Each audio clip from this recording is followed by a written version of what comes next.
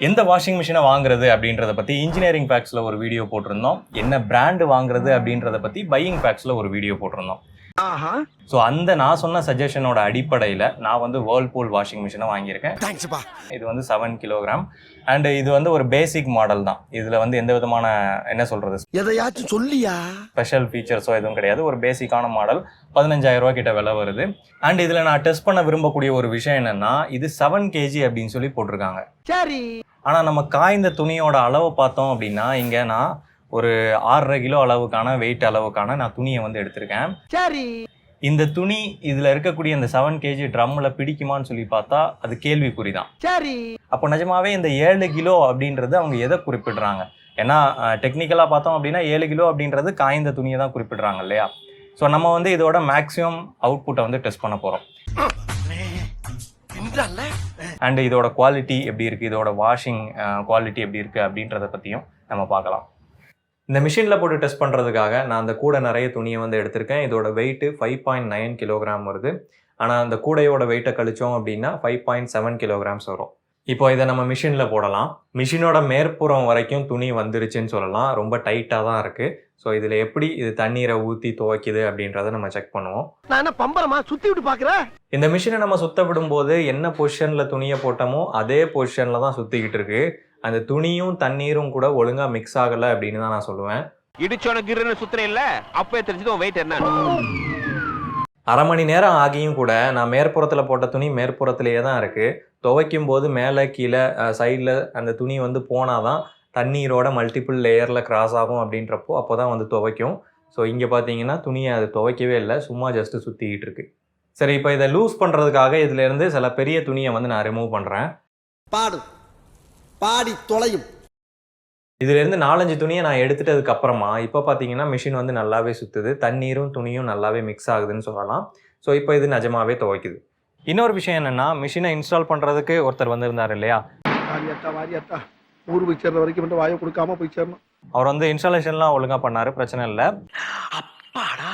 ஆனால் மிஷினோட மேனுவலை எடுத்துகிட்டு அதில் அடிஷ்னல் ஆக்சசரிஸ்ன்னு போட்டிருக்கோம் இல்லையா? அதில் மிஷினோட கவர் இவ்வளோ வரும், ஸ்டாண்டு இவ்வளோ வரும் அப்படின்ற மாதிரி சொன்னார். கூடவே 2 விஷயங்களை வந்து சேர்த்தார். ஒரு பவுடர் ஒன்று வாங்கணும் ஹார்டு வாட்டர் வாஷுக்கு, அதே மாதிரி இன்னொன்று ஏதோ வாங்கணும்னு சொல்லி சொன்னார். இந்த 2மே வந்து நீங்கள் கட்டாயமாக வாங்கி தான் ஆகணும் அப்படின்னாரு. அப்போ அது எதுக்காக அப்படின்னு சொல்லி செக் பண்ணி பார்க்குறப்போ அது எல்லாமே வந்து அடிஷ்னல் ஆக்சசரி தான். அதாவது தண்ணி ரொம்ப ஹார்டாக இருந்துச்சு அப்படின்னா வாஷிங் குவாலிட்டியை இம்ப்ரூவ் பண்ணுறதுக்காக தான் அந்த பவுடர் எல்லாமே வாங்குறது. அது வந்து மிஷினோட பேசிக் ஃபங்க்ஷனில் எந்த விதத்துலையும் மாறுதலை கொண்டு வர போகிறது கிடையாது. எனக்கே விபத்து அடிக்கலான்னு பார்த்தல நீ.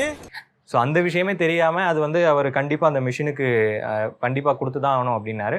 அப்போ நான் தெளிவாக சொன்னேன், இது மேலேயே போட்டிருக்கு, இது அடிஷ்னல் ஆக்சசரி, இதை வந்து நீங்கள் ஃபோர்ஸ் பண்ண முடியாது, எனக்கு அது தேவையும் இல்லை, எங்கள் தண்ணி வந்து ஹார்டாலாம் இல்லை அப்படின்ற மாதிரி சொன்னதுக்கப்புறமா அவர் அக்செப்ட் பண்ணிட்டார்.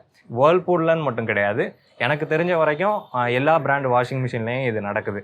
என்ன ஷார்ப்பு போட்டா பிளாப்பல மாதிரி பழக்கம் போட்டிருக்கேன். என்னென்னா, வாஷிங் மிஷினை கொடுக்கும்போது அந்த பர்சனுக்கு எதுவும் இன்சென்டிவ் இருக்குமா, இல்லை அவர் அதை சேல் பண்ணுறாரா அப்படின்றது தெரியல, இல்லை பிராண்டே வந்து அதை பண்ண சொல்கிறாங்களா அப்படின்றதும் தெரியல. அதெல்லாம் செய்ய மாட்டேன்னா நீ செய்வடா உன் முகர கட்டையை பார்த்தாலே தெரியுதுடா. இது ஒரு மோசமான விஷயம். அடிஷ்னல் ஆக்சசரிஸை ஃபோர்ஸ் பண்ணி கொடுக்குறது. இல்லை மேண்டட்டரியான ஆக்சசரி அப்படின்னா நீங்கள் மிஷின் கூடயே கொடுங்க, அதோட விலையை மிஷினோட விலையில இன்க்ரீஸ் பண்ணிட்டு போங்க. ஸோ மேண்டட்டரியான ஒரு விஷயத்தை எதுக்கு அடிஷ்னல்னு போட்டு அதுக்கப்புறமா அதை வர்றவர்கிட்ட அதை சேல் பண்ணுறீங்க? ஸோ அந்த மாதிரி பண்ண தேவையில்லையே. தெரியுது, நீ மூடு.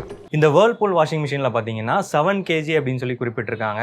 ஆனால் நம்ம 6 கிலோ இருக்கக்கூடிய துணியை போட்டாலே அந்த மிஷினில் இருக்கக்கூடிய துணியால் சரியாக ரொட்டேட் ஆக முடியல. அதாவது என்ன சொல்கிறது, தண்ணியோட சரியாக மிக்ஸ் ஆக முடியல. எங்கே துணி இருக்கோ அதே பொசிஷன்லேயே கடைசி வரைக்கும் சுற்றிட்டு இருந்துச்சு.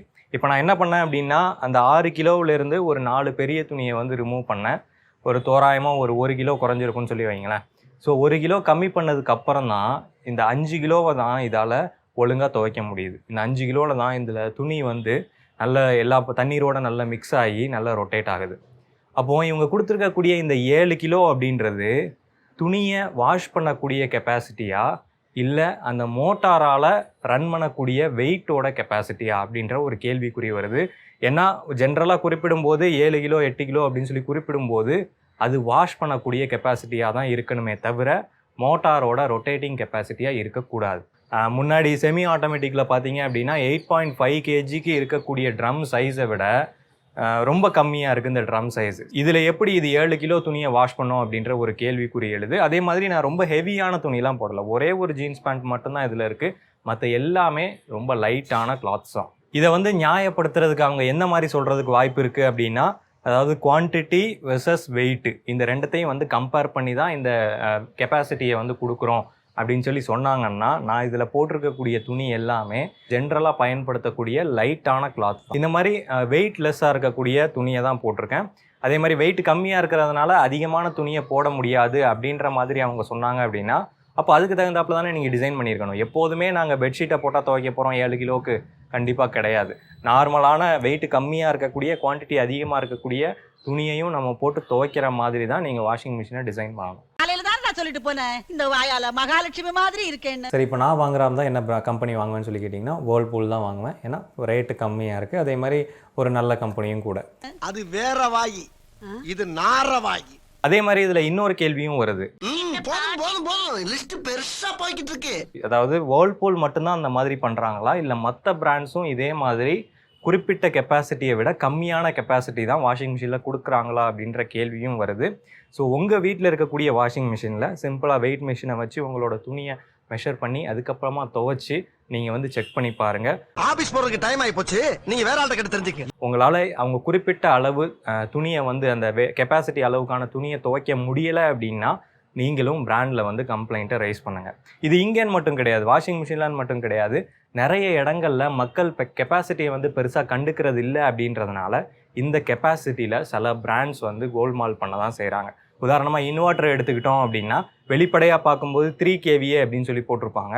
ஆனால் உள்ளே ஓப்பன் பண்ணி பார்த்தீங்கன்னா அதில் இருக்கக்கூடிய காம்போனன்ட்ஸு மெட்டீரியல்ஸு எல்லாம் 1 kVAக்குள்ளே தான் இருக்கும் வீட்டில் பயன்படுத்தக்கூடிய இன்வெர்ட்டர். நான் செவனே தானா போய்க்கிருந்தேன். ஸோ இதுலேயும் வந்து கோல்மால் நடக்குது. அதே மாதிரி தான் இந்த வாஷிங் மிஷின்லையும் அப்படின்னு சொல்லி எனக்கு தோணுது.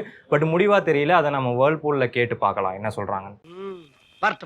இன்னைக்கு அடிக்கிற அடியில் மூஞ்சி முகரையெல்லாம் பஞ்சர் ஆயிடணும். இதோட ஒர்க்கிங் படி பார்க்கும்போது இந்த 5 kg லோடுக்கு வந்து இது நல்லாவே ஒர்க் ஆகுது, எந்த விதமான பிரச்சனையும் இல்லை. இப்போ வந்து ட்ரம் ஸ்பின் ஆகிக்கிட்டு தான் இருக்குது, ஆனால் எனக்கு வந்து எந்த விதமான வைப்ரேஷனோ இல்லை நாய்ஸோ வந்து இல்லை. ஃபீச்சர்ஸ் படி பார்த்தோம் அப்படின்னா 12 வாஷிங் ப்ரோக்ராம் கொடுத்துருக்காங்க. நம்ம துணி எந்த மாதிரி அப்படின்றதுக்கு தகுந்த மாதிரியும் இல்லை எந்த மாதிரி துணியை துவைக்கணும் அப்படின்றதுக்கு தகுந்த மாதிரியும் நம்ம இதை செலக்ட் பண்ணிக்கலாம். தண்ணீர் லெவலை வந்து நம்ம செலக்ட் பண்ணிக்கலாம், கம்மியாக வச்சு துவைக்கணுமா அதிகமாக வச்சு துவைக்கணுமா அப்படின்ற மாதிரி. இதோட குவாலிட்டி வைஸ் பார்க்கும்போது டீசெண்டான குவாலிட்டின்னு சொல்லுவேன். வெளியில் மெட்டல் பாடி கொடுத்துருக்காங்க, ஷாக் அடிக்கிறதுக்கான வாய்ப்பு அதிகம். ஸோ கவர் போட்டு அதே மாதிரி எர்த்திங்கும் ப்ராப்பராக கொடுத்து நம்ம பயன்படுத்துறது வந்து நல்லது. அதே மாதிரி பேக் சைடில் பார்த்தீங்கன்னா ஒரு பிளாஸ்டிக் கவர் வந்து கொடுத்துருக்காங்க, ஈஸியாக ரிப்பேர் பண்ணுறதுக்காக இதை ஓப்பன் பண்ணுற மாதிரி கொடுத்துருக்காங்க. இது வந்து லைட்டாக தான் இருக்குது, பட் அது டிசைனே அந்த மாதிரி தானா அப்படின்றது தெரியல. இந்த மேலே இருக்கக்கூடிய லிட் வந்து விட்டோம் அப்படின்னா டப்புன்னு போய் அடிக்கும். அதாவது இப்போ வர மிஷின்லாம் வந்து விட்டோம் அப்படின்னா ஸ்மூத்தாக போய் க்ளோஸ் ஆகும், ஆனால் இதில் வந்து அந்த மாதிரி இல்லை. ஸோ அது ஒரு டிஸ்அட்வான்டேஜ்னு சொல்லலாம். ஸோ இந்த 7 kg மிஷினில் அதிகபட்சமாக நம்மளால் 5 kg அளவுக்கான துணியை தான் துவைக்க முடியும் அப்படின்னு சொல்லலாம். இது வந்து 5 ஸ்டார் மிஷினு, 360 வாட் மோட்டார் கொடுத்துருக்காங்க, 5 இயர் வாரண்ட்டி மோட்டாருக்கு இருக்குது, ஓவராலாக 2 இயர் வாரண்ட்டி வந்து கொடுக்குறாங்க. ஸோ இந்த மிஷினை நான் வாங்கினதில் கன்க்ளூஷன் வந்து இதுதான், எல்லாமே ஒர்க் ஆகுது, நல்லாயிருக்கு, எல்லா ஃபீச்சர்ஸும் ஓகே, துணியையும் கூட ஓரளவு நல்லாவே வாஷ் பண்ணுதுன்னு சொல்லலாம். பட் இந்த வாஷிங் குவாலிட்டியை வந்து நான் டீப்பாக டெஸ்ட் பண்ணலை, ஜஸ்ட் இப்போ பார்த்த வரைக்கும் ஓகேவாக இருக்குது அப்படின்னு தான் சொல்லணும். இந்த கிலோகிராம் பிரச்சனையை, இதோட கெப்பாசிட்டி பிரச்சனையை கண்டிப்பாக வேர்ல்பூலுக்கு நம்ம மெயில் அனுப்பி அவங்க என்ன பதில் சொல்கிறாங்க அப்படின்றத கேட்டு அதையும் வந்து உங்களுக்கு அப்டேட் பண்ண முயற்சி பண்ணுறேன். பேச்சாடா பேசுன, கொஞ்சம் நெஞ்ச பேச்சா பேசுன, மன்னர் பரம்பரை மண்ணாங்கட்டி பரம்பரை நீயே. இவ்வளோதான் அந்த வீடியோ உங்களுக்கு பிடிச்சிருக்கும் புரிஞ்சிருக்கும் அப்படின்னு சொல்லி நம்புகிறேன். பையிங் ஃபேக்ட் சேனலுக்கு சப்ஸ்கிரைப் பண்ணுங்கள். நன்றி.